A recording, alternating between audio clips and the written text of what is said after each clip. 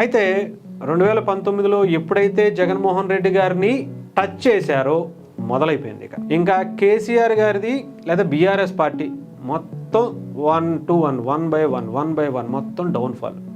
10,000 కుటుంబాల పొట్ట కొట్టేశారు జగన్మోహన్ రెడ్డి గారు కేవలం కక్ష సాధింపుతో. సెంట్రల్ గవర్నమెంట్ చూస్తూ ఎందుకు ఊరుకుంటుంది? ఇవన్నీ పక్కన పెడితే ఇప్పుడు వీళ్ళిద్దరు కలయిక గురించి మాట్లాడదాం. చెప్పాలంటే బీఆర్ఎస్ పార్టీ ఎదగడానికి, తెలంగాణ హైదరాబాద్ డెవలప్ అవడానికి జగన్మోహన్ రెడ్డి గారి సపోర్టు చాలా ఎక్కువగానే ఉంది. జగన్మోహన్ రెడ్డి గారిని టచ్ చేయాలంటే మీరు కొరివితో తలగొక్కున్నట్టే. Hi hello, welcome to Kiran TV news. మీకు వెనకాల వీళ్ళిద్దరు చూడవచ్చు. తండ్రి అధికారం తర్వాత ఇద్దరూ కూడా రాజకీయాల్లోకి రావడం జరిగింది. ముఖ్యంగా ఇద్దరూ కూడా 2 రాష్ట్రాలని పరిపాలించారు. ఏంటి వీళ్ళిద్దరూ అంటే, రీసెంట్గా వీళ్ళిద్దరూ ఒక ప్రోగ్రాంలో కలిశారు. ఈవెన్ అంతకుముందు కూడా చాలాసార్లు కలిశారు అనుకోండి. ఈవెన్ ఒక పార్టీకి ఒక పార్టీ, ఒక ప్రభుత్వానికి ఒక ప్రభుత్వానికి అప్పుడు చాలా చేదోడు వాదోడుగా ఉన్నారు. ఎస్పెషల్లీ ఇద్దరి గెలుపులో కూడా ఒక్కొక్కరి పాత్ర ఉంది అని కూడా గతంలో చాలామంది అనుకునేవాళ్ళు. అయితే 2014 నుంచి 19 వరకు ముఖ్యంగా తెలంగాణలో కేసీఆర్ గారి ప్రభుత్వం వచ్చింది. 2019 వరకు చాలా బాగుంది. ఆ తర్వాత కూడా మళ్ళీ అధికారంలోకి వచ్చింది. వచ్చిన తర్వాత ఎప్పుడైతే మీరు చాలా క్లియర్గా చూసుకుంటే 5 ఏళ్ళు కాకముందే 2018లోనే, అంటే 19లో నార్మల్గా అయితే ఎలక్షన్స్ రావాలి, కానీ అసెంబ్లీని రద్దు చేసుకుని ముందే ఎలక్షన్స్కి వెళ్ళిపోవడం జరిగింది. చాలామంది అప్పుడున్నటువంటి టైంలో జగన్మోహన్ రెడ్డి గారి కోసమే ఇది మళ్ళీ ప్రభుత్వం పెట్టుకున్నారు, ఎలక్షన్స్కి వచ్చేసారు, ఆయన సపోర్ట్ ఇచ్చారు అని చెప్పి కూడా అనుకున్నారు. ఆ తర్వాత ఇక్కడ కూడా మళ్ళీ కేసీఆర్ గారే వచ్చారు, సీఎంగా అయ్యారు. మళ్ళీ అటు కేటీఆర్ గారు కూడా మంచి పొజిషన్లో ఉన్నారు. ఆ తర్వాత చాలా బలంగా సపోర్ట్ ఇచ్చారని తెలిసింది.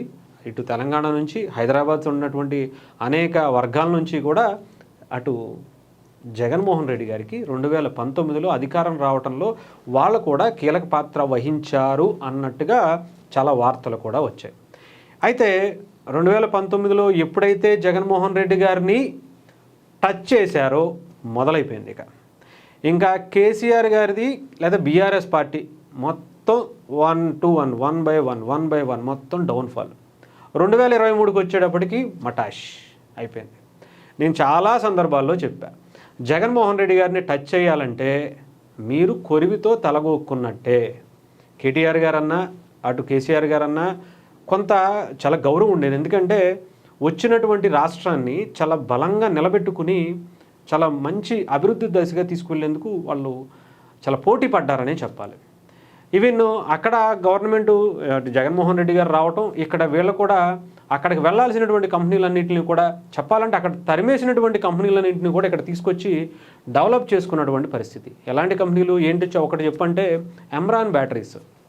ఈవెన్ ఆంధ్రాలో దాదాపు 10,000 మంది ఎంప్లాయీస్ ఉంటే అధికారికంగా గత చాలా సంవత్సరాల నుంచి ఉంటే కూడా వాళ్ళ మీద కేసులు పెట్టి ఇబ్బంది పెట్టి వాళ్ళని అక్కడ నుంచి తీసుకెళ్ళి మహబూబ్ నగర్లో పెట్టుకుని మళ్ళీ అక్కడ ఎంప్లాయ్మెంట్ కల్పించారు. ఇక్కడ నష్టపోయింది అక్కడ ఉన్నటువంటి జగన్మోహన్ రెడ్డి గారు కాదు, ఆ కంపెనీకి మహా అయితే ఒక 100 కోట్లు పోయి ఉంటాయి. వాళ్ళు కరెక్ట్గా సంవత్సరం కష్టపడితే ఆ 100 కోట్లు మళ్ళీ సంపాదించుకుంటారు. పెద్ద విషయం ఏం కాదు వాళ్ళకి. కాకపోతే ఆ 10,000 మంది కుటుంబాలు, 10,000 కుటుంబాల పొట్ట కొట్టేశారు జగన్మోహన్ రెడ్డి గారు కేవలం కక్ష సాధింపుతోనే. తర్వాత మళ్ళీ అదే అక్కడ ఉన్నటువంటి ఆ కేసులు ఏం పెట్టారు, పొల్యూషన్ వచ్చేస్తుంది, ఇది వచ్చేస్తుంది అంటే మరి తెలంగాణలో ఎలా పర్మిషన్ ఇచ్చారు? అంతకుముందు ఉన్నటువంటి పర్మిషన్లు ఎలా ఇచ్చారు? సెంట్రల్ గవర్నమెంట్ చూస్తూ ఎందుకు ఊరుకుంటుంది? ఇవన్నీ పక్కన పెడితే ఇప్పుడు వీళ్ళిద్దరు కలయిక గురించి మాట్లాడతాం. 5 ఏళ్ళు ఎలా పరిపాలన చేశారో అవన్నీ మనం చూసాం. జగన్మోహన్ రెడ్డి గారు ఈవెన్ తెలంగాణలో జగన్మోహన్ రెడ్డి గారి పరిపాలన అలా చేయటం వల్లే ఇక్కడ తెలంగాణలో బీఆర్ఎస్ పార్టీ చాలా మంచి అభివృద్ధి దశగా తీసుకువెళ్లేందుకు ఒక అవకాశాన్ని ఉపయోగించుకుందని చెప్పాలంటే బీఆర్ఎస్ పార్టీ ఎదగడానికి, తెలంగాణ హైదరాబాద్ డెవలప్ అవడానికి జగన్మోహన్ రెడ్డి గారి సపోర్టు చాలా ఎక్కువగానే ఉంది.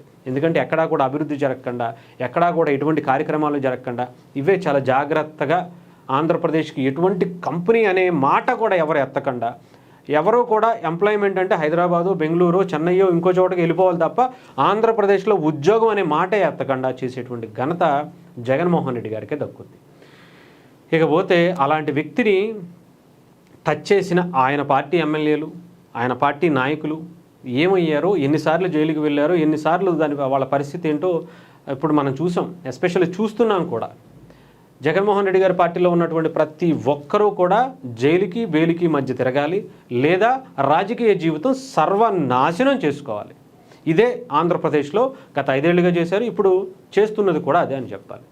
ఇకపోతే ఇక్కడ కూడా ఎప్పుడైతే నేను చెప్పాను కదా 2019లో జగన్మోహన్ రెడ్డి గారికి చెయ్యి ఇచ్చారో ఆ చెయ్యితో మొత్తం 2023కి వచ్చేటప్పటికి నాశనం అయిపోయింది. ఇక్కడ ఈయన కూడా చాలా దగ్గర సంబంధాలు ఉంటాయి చూడండి. నేనేమి వేరేగా చెప్పట్లా, ఉన్నాయి మాత్రమే చెప్తున్నా. ఒకటి, తండ్రి జగన్మోహన్ రెడ్డి గారి తండ్రి ఏమో రాజశేఖర రెడ్డి గారి నుంచి ఆయన వచ్చాడు, వారసుడిగా కొన్ని వేల కోట్లు దోచుకున్నాడు. ఆ తర్వాత మళ్ళీ జైలుకి వెళ్ళి వచ్చాడు. ఆ తర్వాత ఇక్కడ కేసీఆర్ గారు ఒక ఉద్యమ నేతగా వచ్చాడు, చాలా మంచి కష్టపడ్డారు. ఆ తర్వాత కొడుగ్గా కేటీఆర్ గారు వచ్చారు, ఆయన కూడా ఒక మంచి మార్క్, ఐటీ శాఖ మంత్రి అంటే ఎలా ఉంటారా అనుకునేటువంటి సినిమాలు తీసేంత రేంజ్లో కూడా వచ్చింది.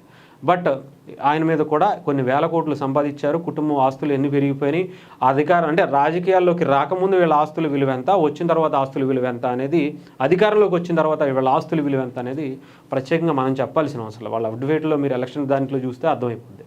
ఇకపోతే ఈయన కూడా జగన్మోహన్ రెడ్డి గారు కూడా సొంత చెల్లిని నిర్దాక్షిణ్యంగా వచ్చినటువంటి వాటాల కోసం, అదే తండ్రి అధికారాన్ని అడ్డం పెట్టుకుని దాచుకున్నటువంటి డబ్బుల కోసం వాటాలకు వస్తే మెడపట్టుకుని గోడకేసి గుద్ది బయటకు దోశారు. ఇక్కడ కూడా అదే టైపులో ఇప్పుడు కవిత గారు కూడా బయటకు వచ్చి వాళ్ళనే ఇబ్బంది పెడుతూ క్వశ్చన్ తిరిగి చేస్తున్నారు.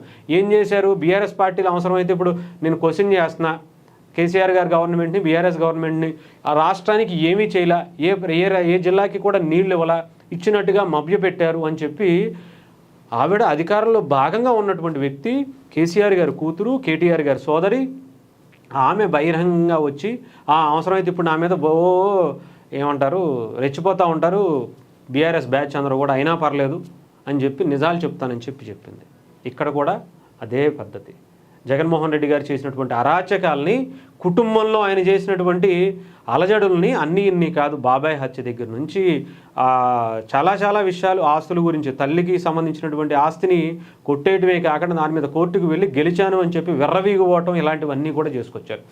టచ్ చేస్తే అంతే, ఏదో అంటారు కదా, ఇలా ఏదో సినిమాలో ఇలా టచ్ చేయగానే వాళ్ళకి వెళ్ళిపోతాయి, వీళ్ళకి వచ్చేస్తాయి అంటారు కదా, ఆ టైప్లో అయిపోయింది ఆంధ్రప్రదేశ్. ఎస్పెషలీ ఇప్పుడు కూడా ఇదే పద్ధతి కొనసాగుతుంది. కేటీఆర్ గారు, బీఆర్ఎస్ పార్టీ, కేసీఆర్ గారు ఒకటి మాత్రం గుర్తుపెట్టుకోండి, మీరు జగన్మోహన్ రెడ్డితో ఉన్నంత కాలం, ఆయన టచ్ చేసినంత కాలం మీరు రాజకీయంగా ఎదిగేటువంటి అవకాశాన్ని, అధికారాన్ని అందిపుచ్చుకునేటువంటి అవకాశాన్ని సర్వనాశనం మీ చేతులతో మీరు చేసుకుంటున్నట్టే. దానికి ఉదాహరణ మొన్న జరిగినటువంటి జూబ్లీ హిల్స్ ఎలక్షనే దీనికి ఉదాహరణగా మీరు తీసుకోవచ్చు.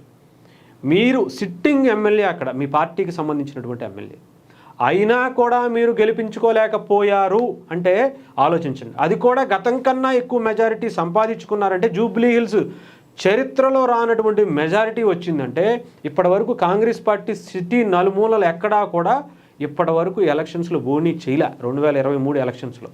బట్ మీ పుణ్యమా అంట, జగన్మోహన్ రెడ్డి గారు చెయ్యి పుణ్యమా అంట, మీకు అది కూడా దొరికేసింది కాంగ్రెస్ పార్టీకి. ఇక ఆలోచించుకోండి.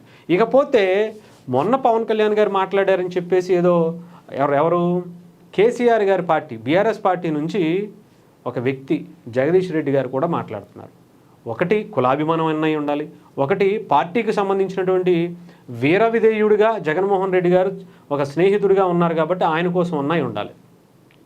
రెండు వైపుల నుంచి ఇక్కడ దాడి చెయ్యాలి అంటే, అక్కడ ప్రభుత్వాన్ని టచ్ చేసేటువంటి ప్రయత్నం, అక్కడ నాయకుల్ని ఇబ్బంది పెట్టేటువంటి ప్రయత్నం, ఇక్కడ తెలంగాణలో ఉంటే మేము కూడా అదే చేస్తాము, మేము అధికారంలోకి వస్తే కూడా ఇలాంటిదే ఆ ప్రభుత్వానికి ఇరుకుని పెట్టేటువంటి ప్రయత్నం చేస్తాము, మాకు జగన్మోహన్ రెడ్డి గారు తప్ప, ఆయన ఇచ్చేటువంటి స్నేహం తప్ప మాకు ఇంకేమీ అవసరం. ఆ స్నేహం వెనకాల చాలా ఉంటాయి అనుకోండి. స్నేహంతో పోలితే మరి అంత జిగిటి దోస్తులు ఏ రకంగా అయిపోతారో ఆలోచించండి. ఇకపోతే వీళ్ళిద్దరూ కూడా, నేనైతే చెప్తున్నాను కదా, జగన్మోహన్ రెడ్డి గారి ఆలోచనలు, ఆయన మెంటాలిటీ కేటీఆర్ గారు కనుక తీసుకుంటే మీకంటూ ఒక మంచి పేరుంది. కేటీఆర్ గారు, కేసీఆర్ గారు మీ ప్రభుత్వానికంటూ ఒక మంచి గుర్తింపు ఉంది. దాన్ని సర్వనాశనం చేసుకోవద్దు. ముఖ్యంగా సెటిలర్స్ ఉన్నటువంటి హైదరాబాద్లో కావచ్చు, ఖమ్మం కావచ్చు, ఇలాంటి ఏరియాస్లో ఆంధ్రప్రదేశ్ ప్రభుత్వానికి ఎక్కువగా సానుభూతి పరులు ఉంటారు. ముఖ్యంగా రేపొద్దున ఇక్కడ ఉన్నటువంటి ఓట్లు మీకు పడాలన్నా మీరు జగన్మోహన్ రెడ్డి గారిని టచ్ చేయటం అనేది కొంచెం దూరం పెడితే మీకు మంచిది. రేపు వచ్చిన మీరు రాబోవాలి, వచ్చేటువంటి అవకాశాలు ఉన్నాయి అని మీరు భావిస్తే మీ ప్రయత్నం విరమించుకోండి. లేదా మేము అలాగే ఉంటాం, మాకు అవన్నీ కాదు, మాకు జగన్మోహన్ రెడ్డి గారే మా స్నేహం వేరు, మా అది వేరంటే మిమ్మల్ని ఆ దేవుడే కాపాడాలి.